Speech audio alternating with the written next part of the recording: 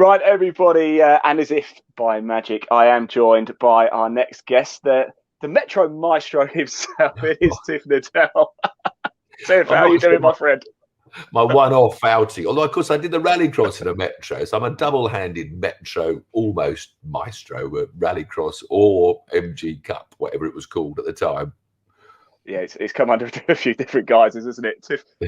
Thanks for joining us, by the way. I do really appreciate you taking that time out of your day.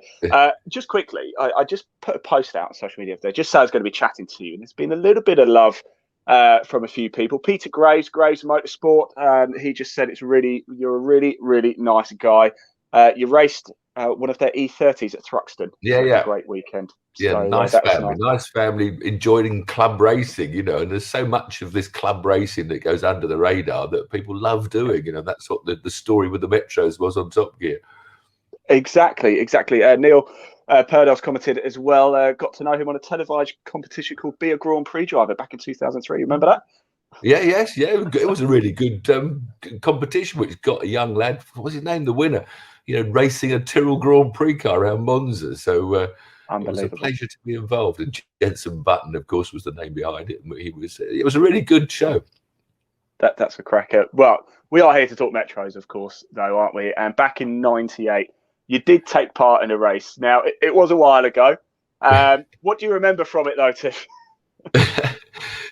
Embarrassment and chaos, and Steve Soper taking the mickey out of me because I qualified sixth in class or something. But that was a wonderful one-off. I've done so many of those races on telly, and I've just jumped into a TVR Tuscan or a Metro or a Rover 220 and tried to beat the regulars. And of course, there are really good drivers in all these little championships that never get heard of. I think Steve in that item, because I just watched it back because you sent me the link, and I remembered him pointing out that there were Metro drivers or taxi drivers or butchers and bakers that may well be as talented as Lewis Hamilton, but never get the money to progress that far. So all these little one-make series I've done as one-offs, I've come across some very quick peddlers. So it's not as easy as it looks just to jump in and beat people.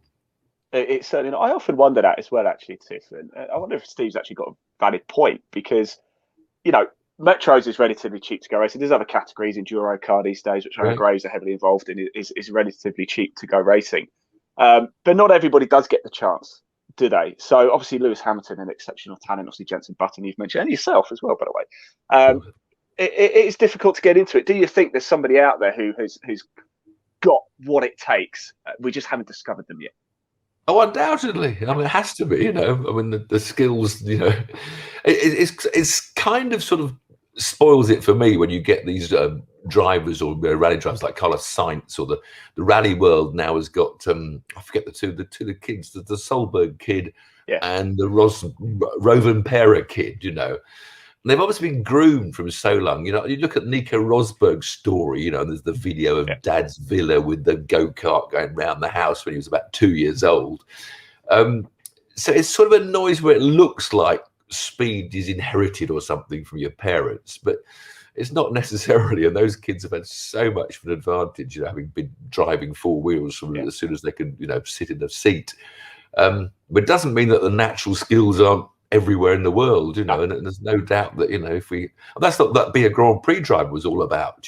Everybody had a go in a car, and we found a really talented driver who was incredibly impressive when he raced at Monza in a Formula One car. So of course the skills there. It's a bit like what the women are now doing. They're trying, the W Series.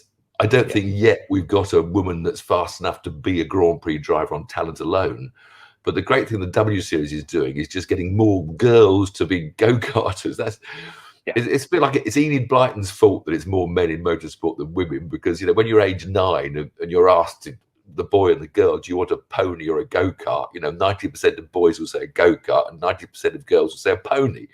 So it's like inbred in us. And if they can get millions of girls to go to kart centres now, maybe Maxine Verstappen will be discovered, and there will be a really talented female driver that can rise to the top of motorsport.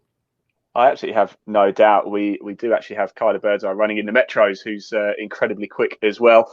Tiff, I just quick question. I wonder if you ever wonder whatever happened to that Metro that you raced back in '98.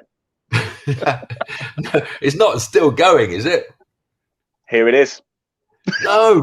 Oh, Yes, it is still going. Oh, It is still going. My goodness. It is owned by a chap called Rich Wardell, and he is getting it ready to do some hill climbing racing. And he's even said he might even get it back out in the MG Metro Cup. So yes, it's still going strong. I think you've got to race cars like this. I mean, I don't want to put him off hill climbing, but a little front wheel drive without too much power, the adrenaline's not really there. You need to front wheel drive, obviously, people that follow me, isn't really my thing, but when you're racing with 30 of them, it's brilliant. But on your own, I'm always a rear wheel drive man. So I'd rather, if I was hill climbing, have something that can stick the back out. But a whole bunch of Metros racing just gets the heart racing. It certainly does. And funny enough, I spoke to a lot of the drivers as well, and they all say their favourite tracks to do the Metros, Alton Park and Cadwell Park. You did yours at Silverstone, of course. Perhaps not the best track to go around in the Metro. No, not the short circuit, especially the international. If you get let loose on the Grand Prix circuit, it'd be quite epic. But you could read a book on a hanger straight, couldn't you, in a Metro? Oh dear. Now, Tiff, all a lot of fun. All a lot of fun. I know the answer to this question, but I'm going to ask it anyway. Have you ever owned a Metro? Funny enough, yes. I got a good deal. You always got to look for a deal. But I was very much involved in the Austin Rover track days. I think that must be the early 80s. I was an instructor and helped run them, and sat beside many people. Did demo laps in Rover SD1s sideways everywhere with 3 people on board screaming and shouting. But anyway, my wife needed a new car. And so I got a deal for a gleaming red MG Metro. And she loved it. It was a really good little car. But it had a funny end to its story, because by the time we were moving from house 2 to house number 3, or trying to buy it, and we had 2 kids by then, so we needed a bigger vehicle. But anyway, I actually gave it to the house owner as a deposit for my next house.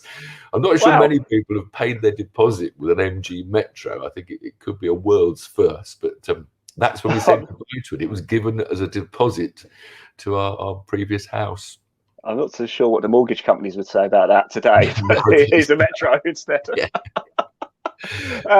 Tiff, let's quickly talk about what you're up to at the minute. Love Cars, by the way. I love the YouTube channel, by the way. Well, are you continuing with that? Have we got more shows planned? Filming yesterday. We've done a lot less, obviously, in COVID.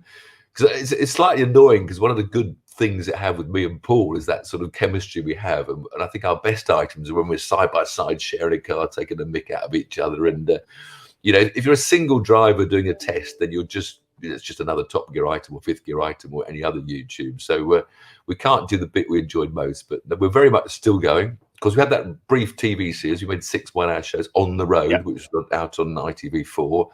But again, we're hoping to get back into make another one of those, but so expensive. Making the difference between jumping from YouTube, where you just film it and put it on your website, to TV is massive, because the TV companies, you need it colorized and sound everything leveled out and polished, as it were. But I mean, our items, we feel ours are more TV items quality. Even our YouTube channel stuff, it's not sort of me walking around with a camera or a stick. So we enjoy doing it, and Paul's great fun, and hopefully we'll keep on doing more and more in the year to come. Look, Tiff, thanks so much for your time. Look, I know you're a busy guy. I really, really appreciate you giving up your time. Come on to MetroFest. All right. Good luck to all your Metro races. You were filming yesterday. Very quickly, any tips or advice? We're at Brands Hatch next month for the opening round of the Metro Cup. Any advice around Brands Hatch for our Metro racers? Paddock's flat. Anyone that breaks the paddock hill bend, you're a wuss. If I can use that word anymore. I don't know what words you're allowed to use. No, that's fine. I'll just tell you, Tiff, you've just labelled me a wuss. All right, thank you so much to Tiff Needell there.